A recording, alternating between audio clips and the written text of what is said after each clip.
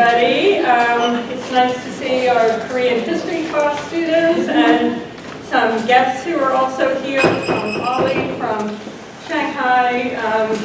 We have a distinguished guest also, Consul and some of the diplomats in training. So I hope this will be a really good networking opportunity and that you can have some time for a little more informal discussion after our formal program. And it's really my honor and pleasure to introduce to you Consul General Kim from the Korean Consulate here in Los Angeles. Come on in. Have a seat. So I want to give you just a little bit of background information before I turn over the floor. Consul Kim is currently serving as the Consul General of the Republic of Korea in Los Angeles, and he's been there since December of 2017. He joined the Ministry of Foreign Affairs in 1990, serving in other diplomatic posts such as Japan, so sometimes we speak in Japanese together. Singapore, we speak in English, obviously. Chinese is not on the table. New York and Peru, also a Spanish speaker. So during the Q&A, if you'd like to ask questions in Spanish, please feel free to do so. Before coming to Los Angeles, Consul Kim served as the Director General for Overseas Korean and Consular Affairs at the Ministry of Foreign Affairs. He also worked as the Director for the East Asian Trade Bureau of the Ministry from 2007 till 2009, and Director for the Strategic Planning of the National Security Council in 2005.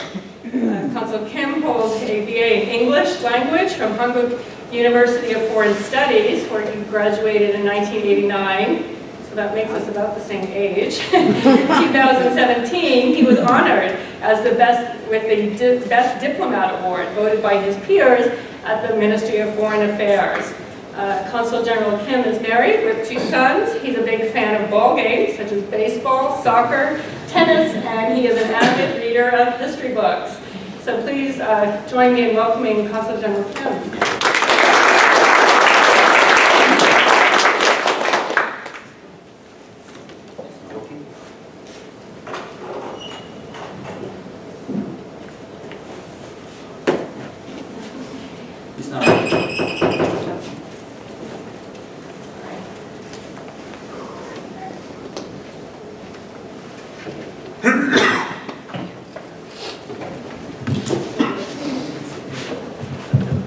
Hello.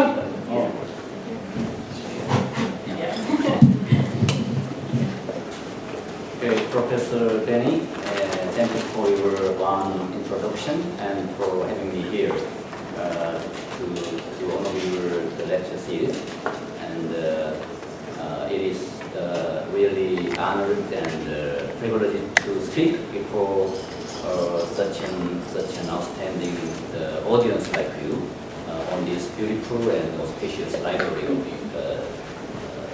CSU Fullerton. Before I start, let me briefly introduce what we are doing at the Consulate General. As you may know, the diplomats at the embassy, usually located at the capital of the country, the receiving country. It's like the diplomat at the embassy, the functions of we consuls don't include the treaty negotiating authorities, such as free trade agreement and the security and the defense alliance on behalf of the country. But still, we consuls represent our country and people in terms of 3 major functions. First, we provide consular services, a variety of consular services to, for example, to more than 50 million Koreans and Korean Americans living here in Southern California, and 3 other states like New Mexico, Arizona, and Nevada. That's one area, and then also we issue visas for the American citizens and other legal residents living in the U.S. The second function we assumed as a consul is about the trade and the investment facilitation. we promote trade between our two regions. And for example, last year, we had more than 233 Korean companies enlisted in Korean stock market. 203 companies operating here and contributing to create more than 17,000 local jobs. And then also for the fiscal year of 2017, our companies invested here more than 470 million US dollars locally, contributing to the sound local economy. And with those combined effort,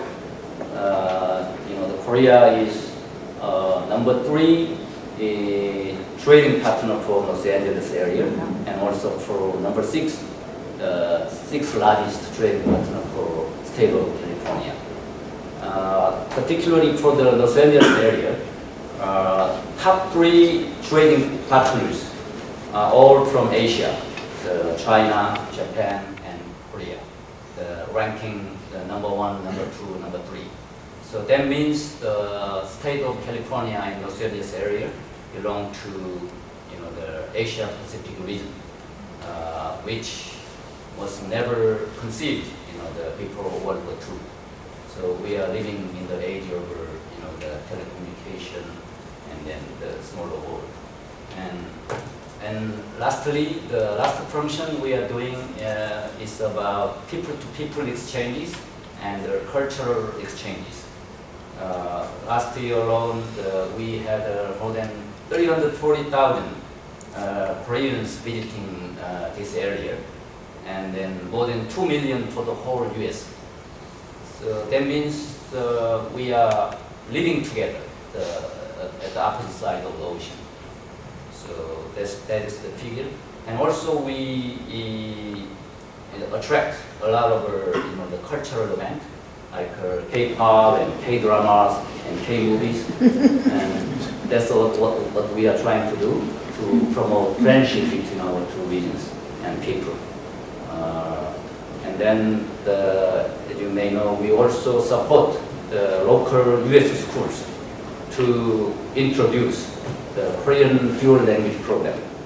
You may experience at the junior and senior high school. So we have 29 schools which introduced the dual language program in the Los Angeles Unified School District, LAUSD. So that's broadly what we are doing at the embassy. But having said that, let me turn on to today's topic, which is the geopolitics of Korean Peninsula and ongoing peace process. As you see in the chart of our lecture outline, first my lecture will be focused on geopolitics of Northeast Asia and the Korean Peninsula. And the second will be U.S. Republic of Korea relations. And lastly, the denuclearization of North Korea with a focus on the peace process of the Korean Peninsula.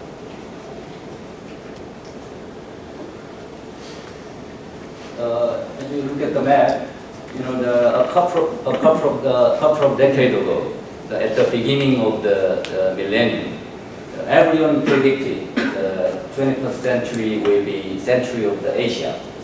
At that time, China was high flying with double-digit economic growth, and Japan started to regain its confidence away from decade-long recession in 1990s, and then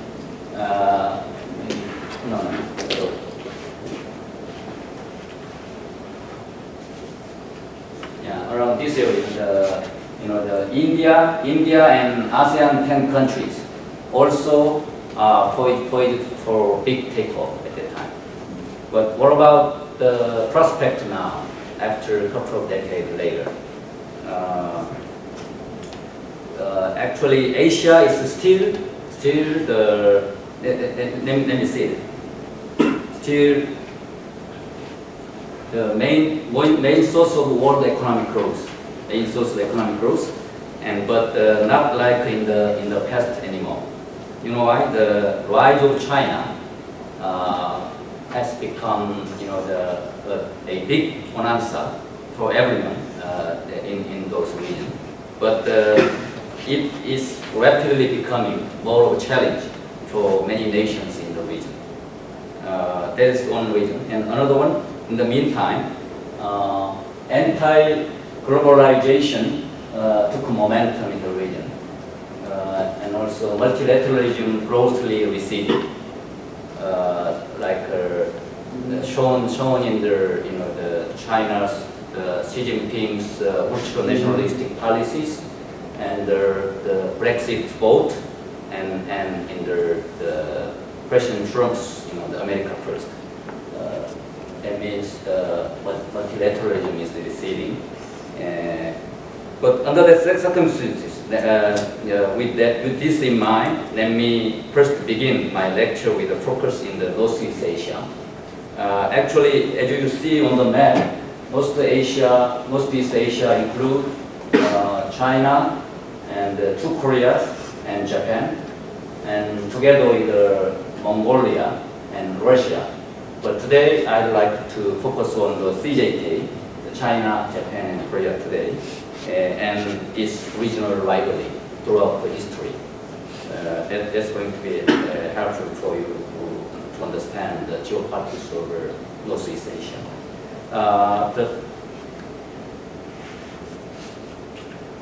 The total, if you look at the CJK versus US chart, the total GDP of CJK, China, Japan, and South Korea combined, is tantamount to that of USA. It's economics. I'm not good at dealing with it.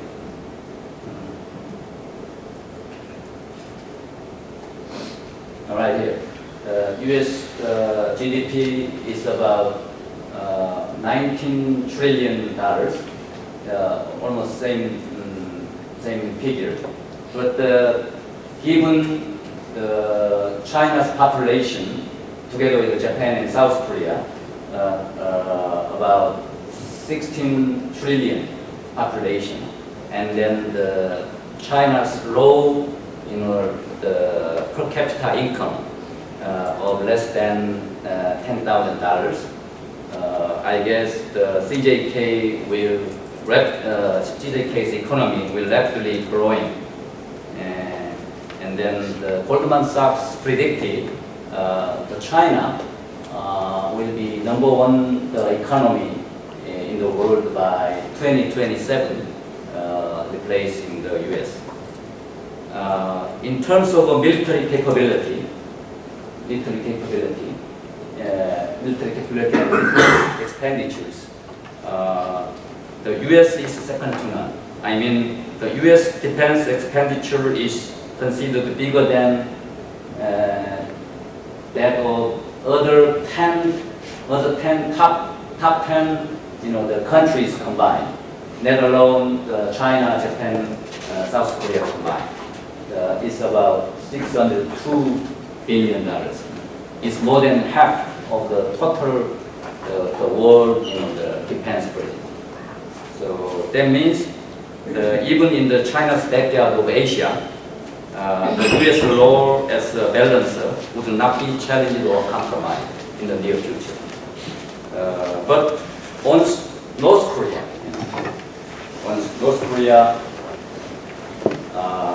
is given or recognized as a nuclear state, the whole security metrics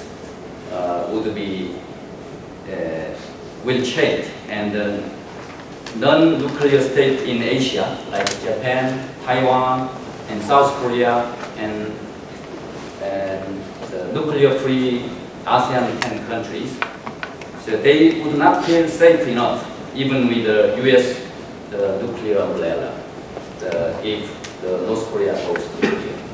So the geopolitics of the surrounding Korean Peninsula would be very complicated, just like in the 20th century. To be specific, let me turn into the relations with China, Japan, and respectively. You see the Korea and China, northern eastern part of China. Actually, Korea's history in short is that of the survival from mainland heavyweight China. I mean heavyweight continent China. So throughout the 5,000-year long history, we have undergone more than 960 times of invasion, mainly from continent China, and a few from the maritime Japan on the right side. And somehow we were able to maintain our heritage and identity by making sure the regional balance of power in the region. If you look at the history, in some cases, the Chinese dynasties were severely weakened or eventually perished due to the war against the ancient Korean dynasty like Goguryeo. You see Goguryeo here? Yeah, Goguryeo. But the Korean Goguryeo itself, perished in AD 668, by the allied forces of Chinese Tang and the Korean kingdom Silla. Chinese Tang on the center and the west, and then here is a small kingdom Silla and Baekje and then Goguryeo. The three kingdom era. So at the time, by the allied forces of Chinese Tang, and in the 7th century, Chinese Tang and the Silla kingdom, the two neighbors, the Baekje and Goguryeo, were perished. But if you look at the number from 2333 BC, when Gojoseon, our first kingdom, existed, through the 935, the birth year of Goryeo dynasty, for more than three the millenniums, for more than 3 millenniums, and the kingdoms such as Goguryeo around here, Goguryeo and Gojoseon, Goguryeo and Buyeo, the many kingdoms, they coexisted in the northern part of China currently. So that means they coexisted in the northern eastern side of China together with the other Chinese dynasties at the middle and west of the continent, Chinese continent. So that was our history. But from 935, when Korea unified the peninsula, losing most of the northern territory of Gojoseon and other kingdoms, maintained. From that time, we were able to maintain our identity within this the peninsula for more than 10,000 years, 1000 years. So that's the history, and then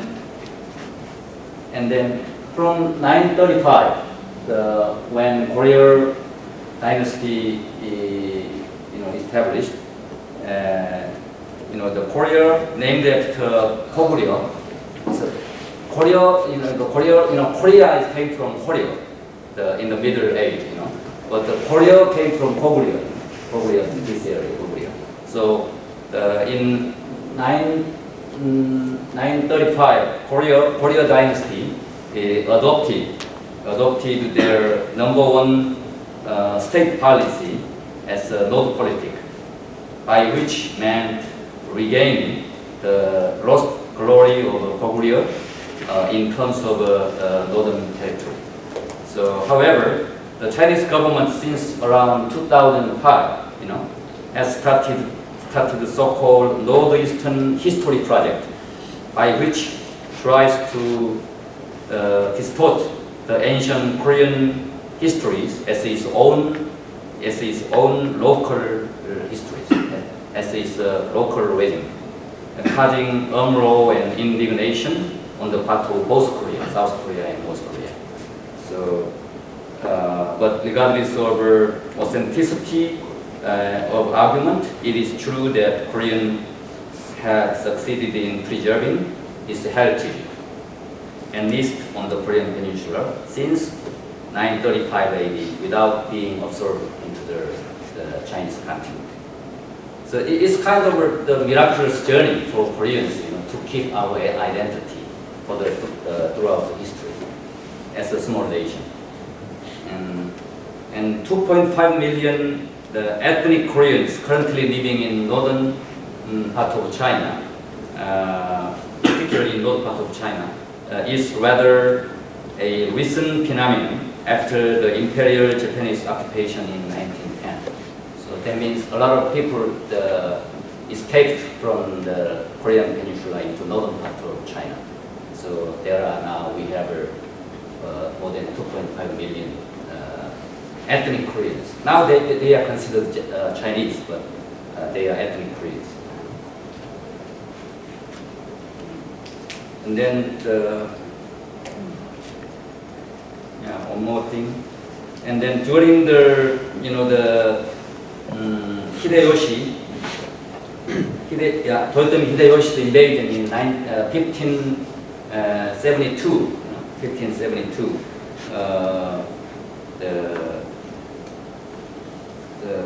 It was the Chinese Ming Dynasty came to rescue with more than 200,000 soldiers.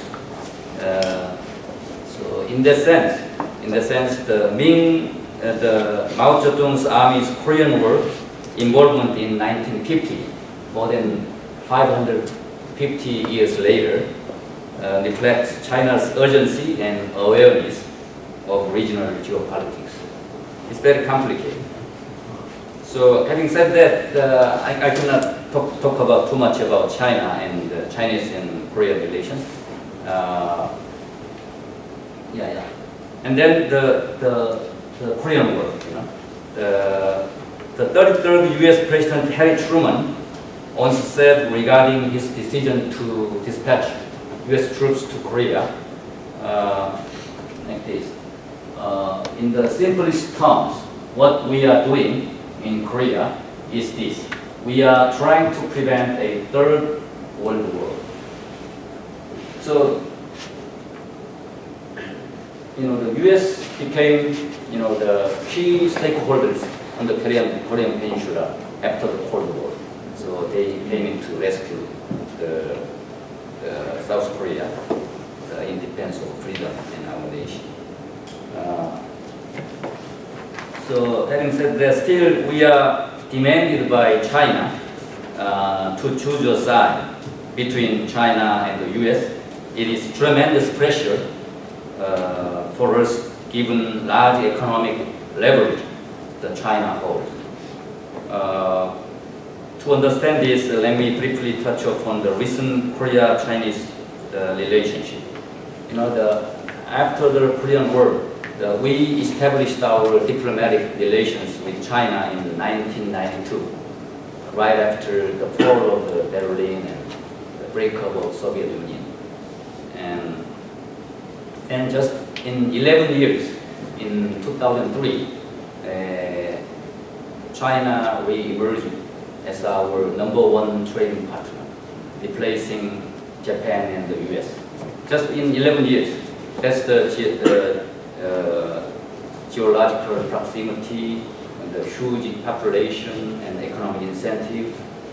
So in just 11 years. But now our total overseas exportation, more than 1/3 of it is going to China. So that means huge economic leverage in favor of China. So let me introduce just two cases.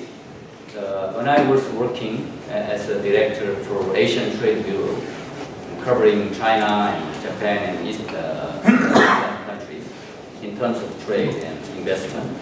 At the time, it took the trade dispute, which is called bilateral garlic dispute. At the time, to protect our agricultural market, agricultural industry, we imposed some additional tariffs against import of Chinese-produced garlic, processed garlic. And then the Chinese government threatened us to withdraw that the measure. And then suddenly they came up with imposing much higher retaliatory tariffs against our Samsung cell phone, more than 2 million units, Samsung cell phones, and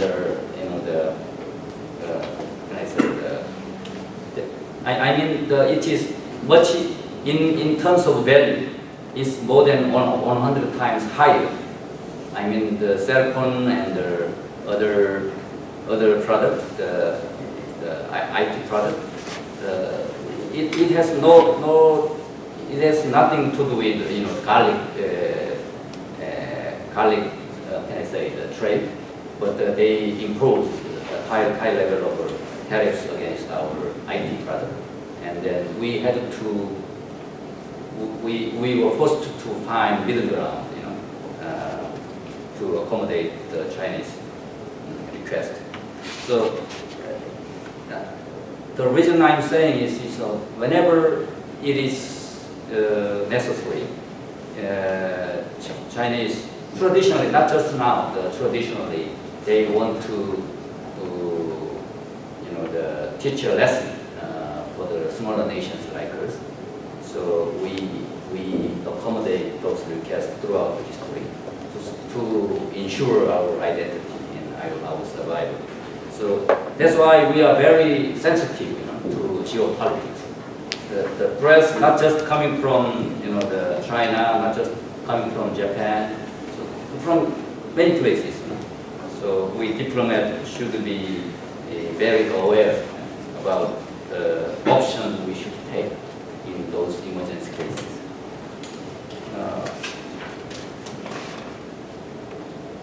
And what about Japan? Yeah, what about Japan? Regardless of the modern day historical dispute, our traditional ties with Japan was relatively warm and peaceful, except two unhappy historical events.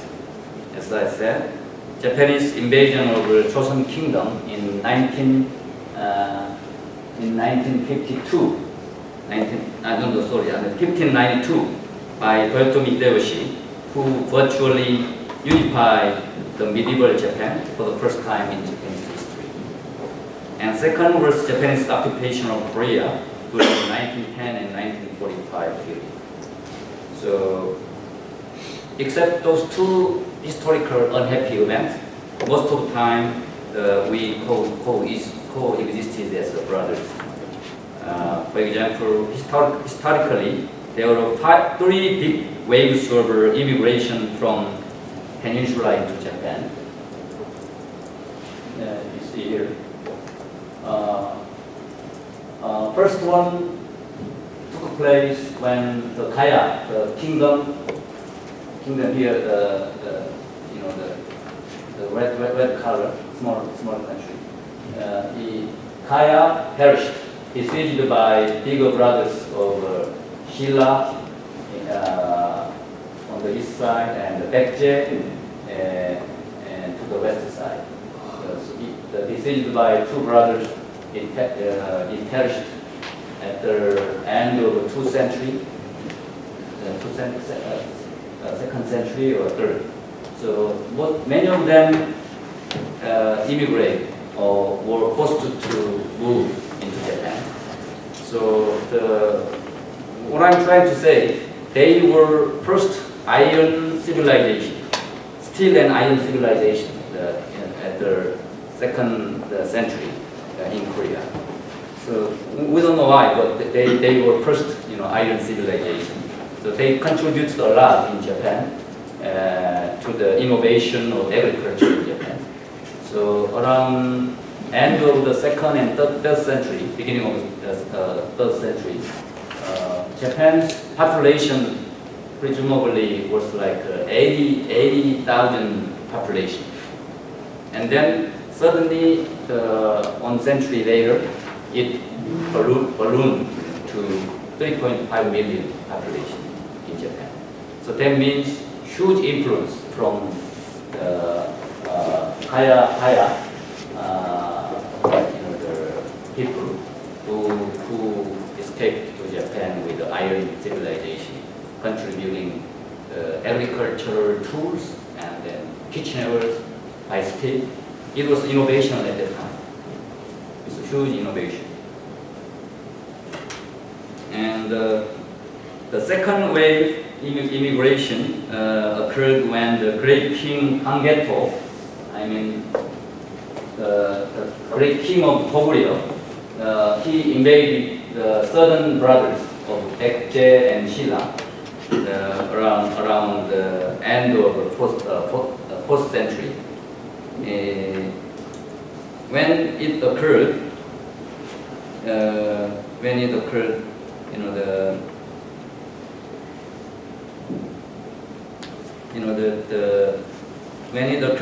about 50,000 Japanese soldiers from Japan in ancient times, the 50,000 Japanese soldiers came to rescue the ally Baekje, the brother country.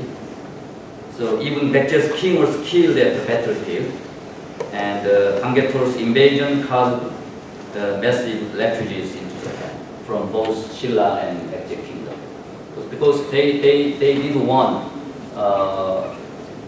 to evade the enslavement or killings.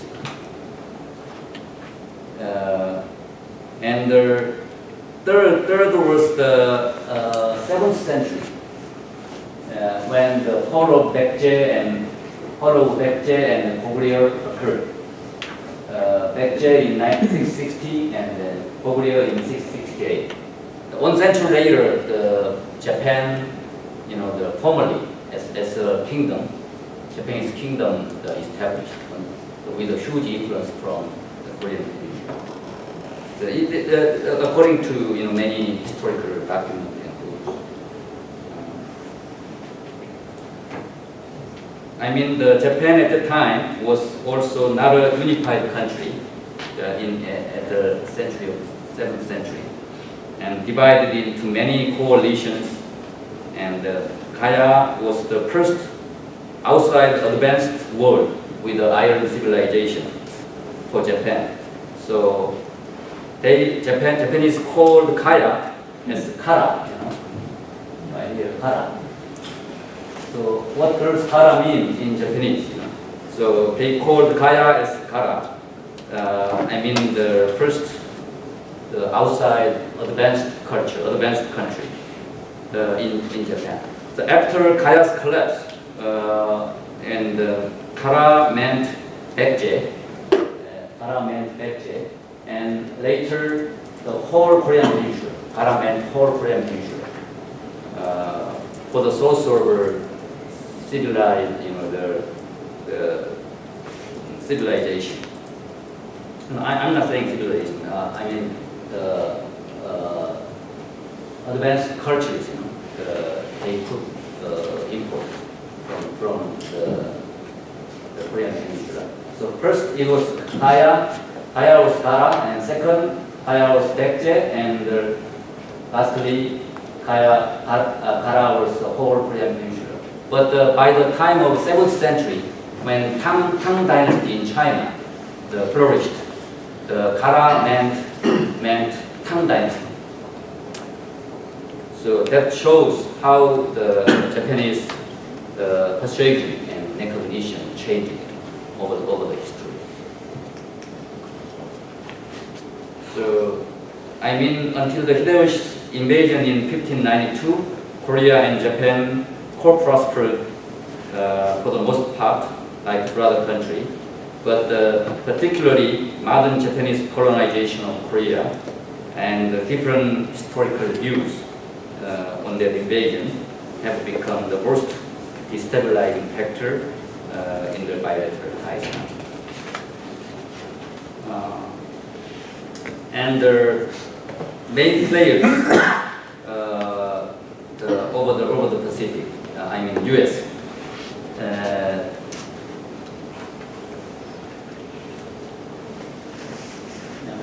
So what does U.S. mean for Korea after World War II? After Japan's unconditional surrender in August 1945, by accepting Potsdam Declaration in 1945, Russia, just like in Eastern Europe, advanced into former Japanese occupied Manchuria. Manchuria is around here. Manchuria and North Korea. Russia started to occupy the former Japanese occupied Manchuria and North Korea. The Korean Civil War in 1950 could be best understood in the context of Cold War. So luckily, South Korea was on the winning side of it. So Korea, in a word, is the most successful of the U.S. foreign diplomacy in Asia. So thanks to the U.S. support, Korea is the most westernized in terms of democracy and market economy. So historically, we owe much of our independence to America. Thousands of missionaries at the beginning of the 20th century, they came to the Korean Peninsula, and they enlightened us with an idea of a free nation and helped to introduce modern Western education in Korea. So, and furthermore, without the U.S. decisive role in the World War II, Korea's independence might have been delayed for much longer period of time. So, but just like her Taft-Katsura agreement, you may know, between U.S. and Japan regarding trade-off of Korea and the Philippines in 1905. The U.S. also made another mistake to exclude Korea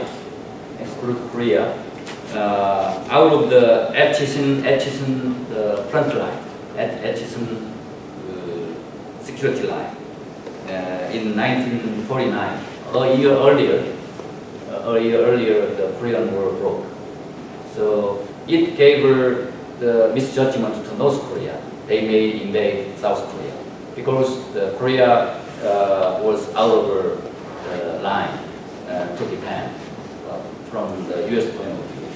So Japan is enough to contain, the whole continent, the communist China and Russia. So it was a miscalculation at the time. So both U.S. and Korea paid huge, the cost to reach. So Korea's feeling, about the U.S. is mixed in a sense. However, Koreans predominantly are grateful and value the U.S. role as a regional balance. So I talked about the geopolitics over China, Japan, and U.S. And then let's look into North Korea. North Korea is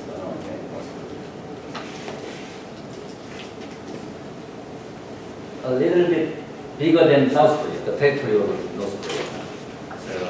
So the whole, the Korean Peninsula is the half the size of the California. Yeah. But we have about 80 million population, which is about the size of the German population. So in terms of population, we are not that small. But in terms of territory, the Korean Peninsula is 44 times smaller than that of China.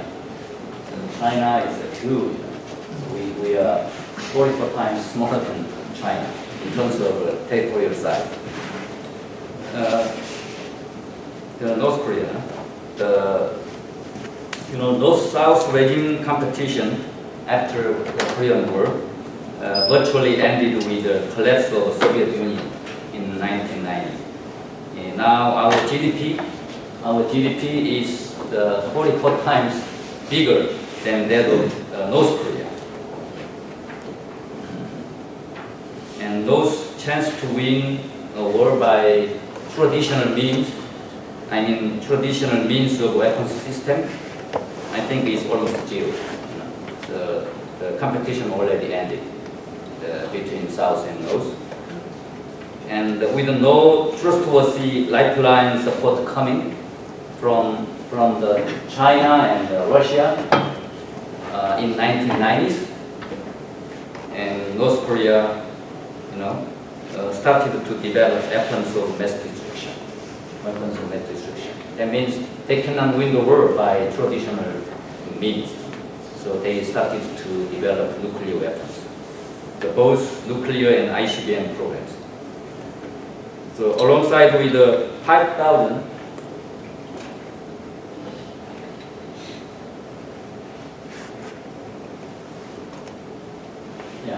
alongside with the 5,000 tons of chemical weapons and 15,000 units of long-range artillery, together with the nuclear stockpile. So they tried to develop asymmetrical the power, like nuclear weapons and chemical weapons and long-range artillery. That was their tactic. Particularly, nuclear program has been the most important 3 generations wide, from Kim Jong-il, Kim Jong-un, and current Kim Jong-un.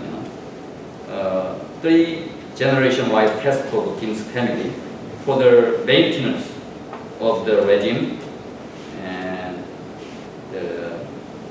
under the asymmetrical security environment. So, but finally, in the New Year's address in January 2018, the new leader Kim Jong-un declared it had achieved these goals, this great task, signifying that the regime was now ready for negotiation as a nuclear state. So they certain amount of sophistication they achieved by year 2017 by provoking a lot of nuclear and medium-range missile tests. So, but because this nuclear arsenal itself does not automatically provide the bread for the people. For the regime to ensure the survival for the generations to come, indeed the better economy on the medium and long-term basis.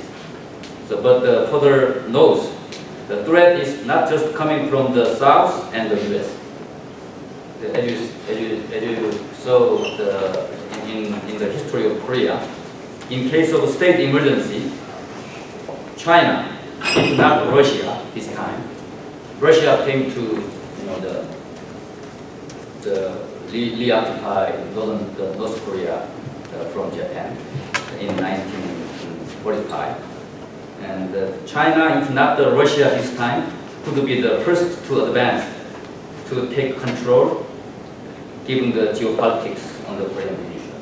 So if there is any emergency happening in the North, it's not just South Korea together with the US, but maybe China or Russia. So everybody has stake on the Korean Peninsula. So they have fear, North Korea themselves have fear, not just against US, but US and South Korea, but also their neighboring countries too. So that's why North Korea would not abandon all existing weapons and weapons program in a day, without getting substantial guarantees of regime survival and economic incentives.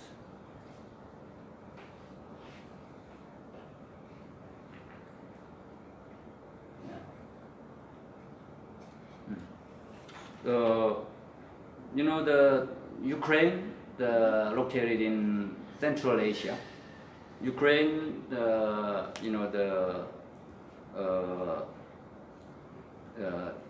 made independence from Soviet Union in 1990s, and then they had their own nuclear stockpile. So the world had to demolish those stockpiles.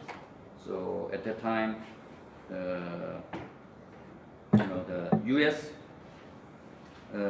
Together with Russia and Europe, they introduced multilateral guarantee.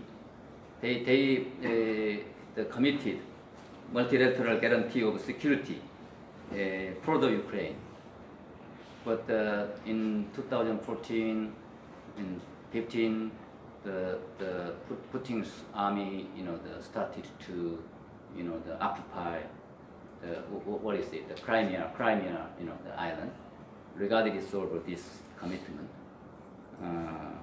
But anyway, the Ukraine's Dinuk case in 1990s with the U.S., Russia, and Europe's multilateral guarantee of security could be applied to North Korean denuclearized case, but with much slower tempo, making sure having dividend of the denuke on the part of North Korea. But the Ukraine did it in a day without any condition, just getting the security guarantee from both U.S. and Russia and the European countries. But Kim Jong-un's regime will not satisfy with those commitments. They need to boost their economy, the lifting the international sanctions regime for their country. So for their economy to grow, they have to anyhow, succeed to lift the international sanctions. That's their supreme task. So that's why we think this is the right moment to solve the deadlock. Even though the second Trump-Kim summit didn't produce immediate outcome, I think we are on the right track. I mean the U.S. wants a complete deal by which covers from the start to exit, and thereafter the U.S. is able to negotiate the starting point, while the North Korea at the starting point ask a partial sanctions relief regarding civilian life related oil and coals, which is critical for their economy. So usually North Korean export of coal is accounted for more than 1/3 of their income, because they don't have a factory, they don't produce any manufacturing goods. So coal contribute more than 1/3 of their income for the North Korean government, but it was blocked to export under the international sanctions regime in place. So they have to do something about it, and also they need to import fuels from China. So until 2 years ago, so somehow the North Korea succeeded in importing oils necessary by many means. Some the imported from China. Some did it on the ship-to-ship trade in the high sea. So without being noticed, by international watchdog. Somehow it happened, but with their nuclear and missile test in 2017, the much stronger international sanctions regime was in place. So there was not much loophole for them to, take advantage of. So the international sanctions regime really bite the North Korean economy. So anyway, in second meeting in Hanoi for the President Trump and Kim, they provided dismantlement of a major nuclear facility in Yeonbyeon in exchange for partial relief of sanctions, but the U.S. didn't take it, didn't buy it. But on the part of the Korean Peninsula, this is a meaningful gesture for the first time, relating to the whole program in Yeonbyeon on the part of the North Korea. So before, never, the North Korea committed they will dismantle whole, program and whole infrastructure of Yeonbyeon, almost 80% of the nuclear facility in North Korea. So that will be a starting point. If we give this, the U.S. should give us like the oil and coal, the ban, on them, and then partial relief on certain economic items. But without, the pictures from beginning to exit, so U.S. could not read to the North Korean terms.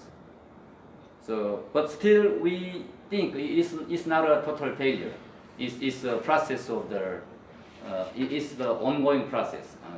I mean, it depends on much on the working level officials' work.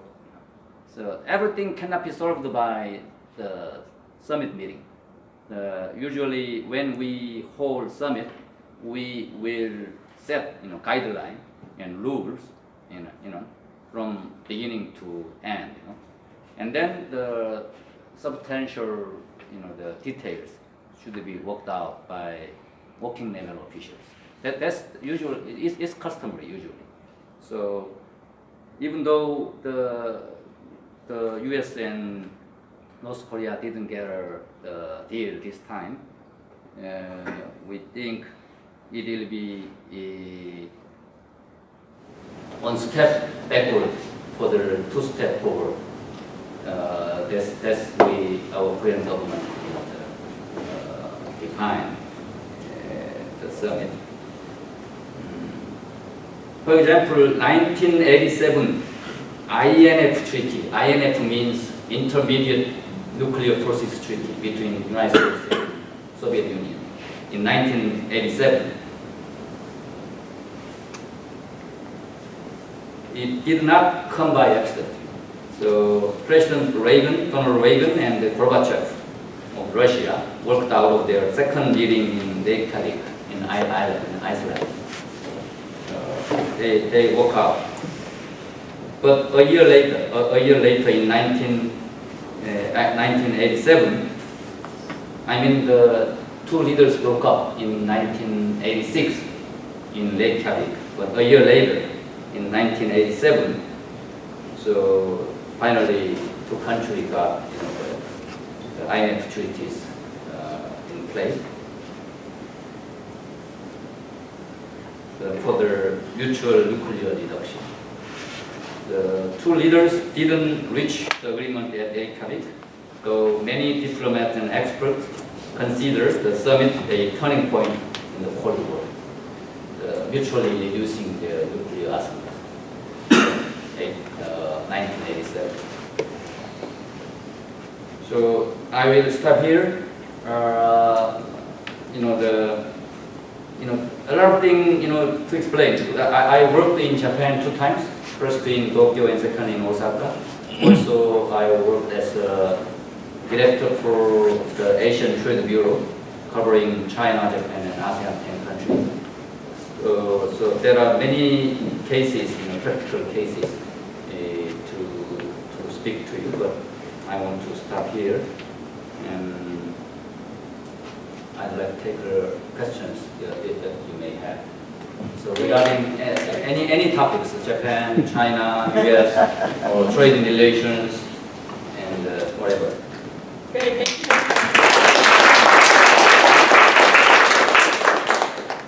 Okay, so he's graciously, I know he has another event to get to tonight, but we do have some time for questions. Joe, just stand up and introduce yourself and ask your question. Hi, I'm Joe. I had a question concerning, back on the GDP chart, you had the South Korea there listed as a 1.5 trillion. What do you think the GDP would be for United Korea? Because I know North Korea, I was reading that they had about, I think about $1 trillion worth of minerals in the mountainside that they can't mine. But hypothetically, if both North and South were united, what would be the combined GDP? I'm just curious. Or is that? As I said, North Korean GDP is 44 times smaller than ours, but they have a huge potential. They have the rich natural resources in northern part of Korea, and then they have a population more than 25 million population. So together with North Korea, even though we are short of population of Japan and a little bit short of the territory of Japan, but still we have a huge potential because the most part of North Korea is not developed. That means with our resources and technology into North Korea, there is a huge opportunity. There will be huge opportunities. So, for example, we operated the Kaesong Joint Industrial Project since beginning of 2000, and then it helped a lot the North Korean economy at the time. So nowadays, more than 80% of our consumer goods circulating in North Korean market that are from China. But at the beginning of 2000, it was about half and half. From China and from Korea, trade was like if there are 10, 4 from China, 4 from South Korea, and 2 from Japan, from other ASEAN countries. But now it's like none. We don't have any relationship with North Korea. So that means with just one joint project, it will be a good opportunity for North Korea and also opportunity for South Korea too. So with the unification, I guess in 2 or 3 decades, so we will be high flying like China in the 2 decades. Great, Isaiah, and then George after, yeah, and then Patrick. Have you heard in the United States, the U.S. Justice Department is suing the Chinese company Huawei because it's a big national security concern, and we don't allow them the phones on our government property. I was wondering if there was a big concern about Chinese companies in South Korea at all, or not really, like, because you guys have Samsung, but these Huawei phones are becoming really popular, and some countries think they're a national security concern. So I was wondering if there was that same concern in South Korea. Yeah, we do have concerns against our technology going into Chinese market. But for the last 2 decades, China was our big, the opportunity. I mean, our company to increase our investment, and then to sell product, not just in China domestically, but also for other markets, U.S. and the European countries and ASEAN market. So we used the Chinese platform as our trade facilitation. But in the process, many technicians, even from Samsung and Hyundai and then the automotive company, which is Sangyong, so we had a concern, regarding our technicians being recruited into Japan, Chinese companies, together with technology. So we are very worried about it. And also, since the beginning of 2000, there were confrontations between U.S. and China in terms of the security and then how can I say, the intellectual property right. So when I was working in New York, at the time I belonged to Consulate in New York. At the time, a Chinese company tried to purchase some ownership of the port facility, but the U.S. Department of Security, Homeland Security, they didn't allow. I mean, it can be used. It can be used for the detriment of the U.S. interest. The same thing happening in all of the industries. So that's usually the government give permission for one company to transfer their technology to another company, another country. So usually we have a controlling right. But in the case of the U.S., I'm not sure, but your ministry also have such a system. If that related to core technology, like a 4G or 5G, the generation. In those cases, certainly we will not allow for that to occur. Not just industry, but also the M&A. M&A means merger and acquisition. After you ask the question, you can sit down again. Hi, my name is George. I have a question about Peru. I think you said that you saw Peru. What other countries, what relations do you have with the other South American countries, and same thing with Peru? Actually, I worked in many countries. 3 times in Asia, Japan, Singapore, and Myanmar, and 2 times in the U.S. and once in Peru. But Peru was one of the most, the favorite place I have worked with. I mean,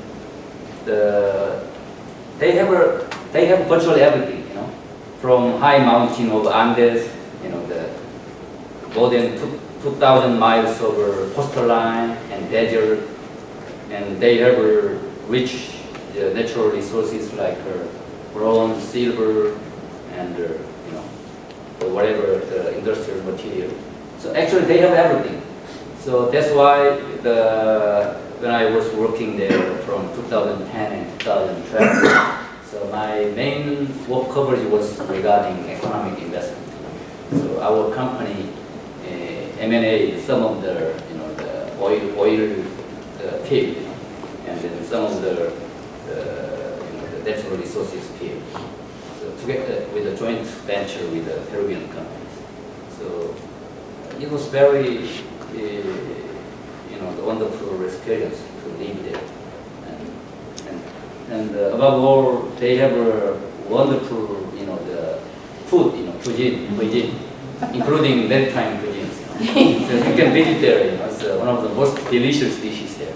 I know a lot about that area. I'm from Bolivia, so yeah. Oh, really? Great. Patrick, did you have a question? I did.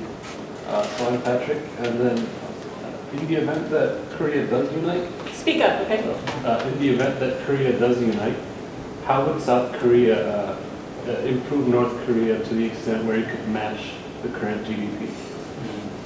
In case of German unification, still, the per capita income, individual income, the people from Eastern Germany, still is about 2/3 of the people belong to the Western Germany.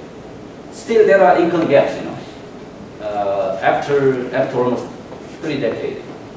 So we cannot overcome those, the gaps, and and some discrimination or benefit. So we suddenly introduce the system, the step by step. But I don't know which form of unification we take. I mean, in case of Germany, the physical unification, in terms of the ideology, in terms of market, in terms of land and population. But in case of unification on the Korean Peninsula, so we don't know. Maybe two systems, like China and Taiwan and Hong Kong, two systems and maybe one economy. We don't know. So we should have a lot of options according to the forms of unification. But still, we are accumulating our fund. When we have a unification, we will input our resources into the project in the books. It cannot be solved overnight. But many people will immigrate from north into south. But the North Korean regime won't welcome for that to happen. So there should be some the restriction, limitation for the people to move in. For the services and goods, maybe it's pretty transit. For the people, I'm not sure. Without the German style full, the unification, so I don't have comment. Yi-Kwan. Hi, this is Wan Joong. I have two quick questions for you. Who will be the major drivers in case the Korean Peninsula, the unification process actually move on, actually begin sometime soon, and who will be supporting the process? You can compare with the German situation, because all the neighboring countries around Germany, they are really supportive of that whole unification process. But in Korea, I really don't see any of the countries around is really supporting that. And then second follow-up question is how much the Korean population actually supporting the unification process at this moment. I left Korea in 1985, and I finished my high school there. I came to the United States, and I don't know what changes since then. Yeah, in case of a German unification, the timing was excellent, with the almost breakup of the Soviet Union, and then the U.S. support. There was no resistance, from continent like France and other, Britain or other, the neighboring countries. So timing was so nice, but I don't know on the Korean Peninsula.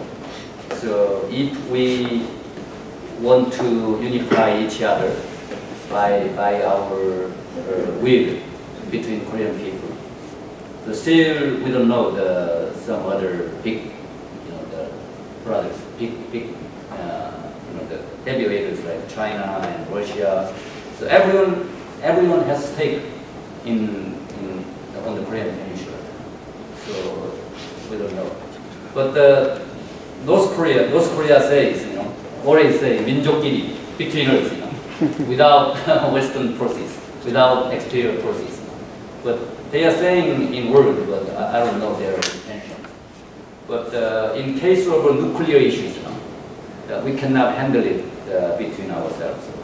So I mean, for the North Korean economy to recover, they need international assistance from Japan, from China, from US, and also from the South. So we cannot sit on the driving seat regarding the nuclear issues. That's why the US and North Korea are trying to solve it bilaterally first, and then they want to introduce the multilateral guarantee from China and Russia and Japan. So because we have to input a lot of money into North Korean territory for them to recover from current economy. But our policy, our President Moon, insisting we should be on the driving seat as the owner of the issue on the Korean Peninsula. We should not let others to decide our destiny. Almost same commitment from North Korea too, but reality is a little bit different.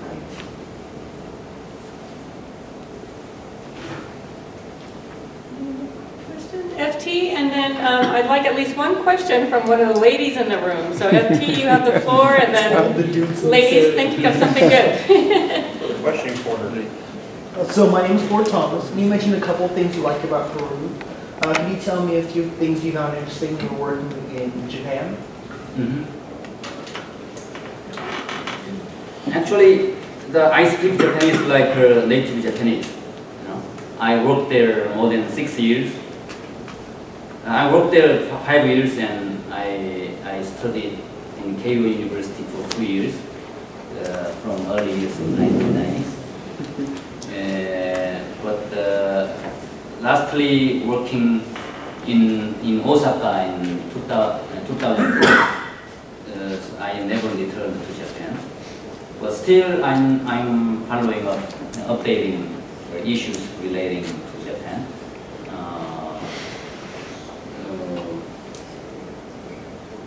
Actually, I have a very good, how can I say, feeling.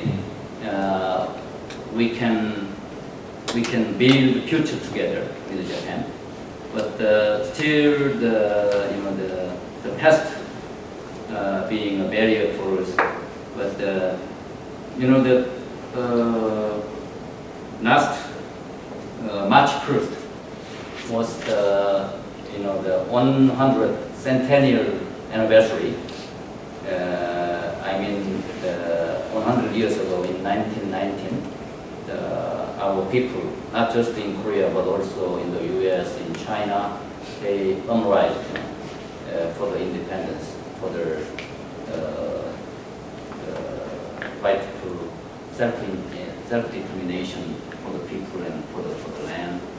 And it's 100 years. That even after our liberation in 1945, it's almost 70 years. So we have to put our past behind, and we have to, work in hand in hand for the bright future. I think it's possible. So we share the core value of democracy and market economy, and then two most developed, the nations in Asia. So actually, when we talk with the Japanese, so we have a very shared, the opinions and. Anyway, we have to let history, decide our future. So we have to be positive and constructive. Also in relation with China. China, many times China came to help Koreans in terms of civilization, in terms of letter. We borrowed the kanji, Chinese characters from China. We use it in our own way. And then also we introduced Confucianism from China for the almost five centuries during the Joseon dynasty. So it was the most important, the philosophy of living and religion. So we share a lot, but still we do competition for the survival and for the prosperity. So that's why I decided the lecture title, the Geopolitics of Northeastern Asia. So I hope you understand a little bit of the situation here. You can taste it. Thank you very much. Okay. we have any final questions, or? I was thinking too, with our future diplomats in the back, by the time you guys have kids, maybe they'll be here as the Consul General for the next generation. So thanks to all our guests, and a big thank you for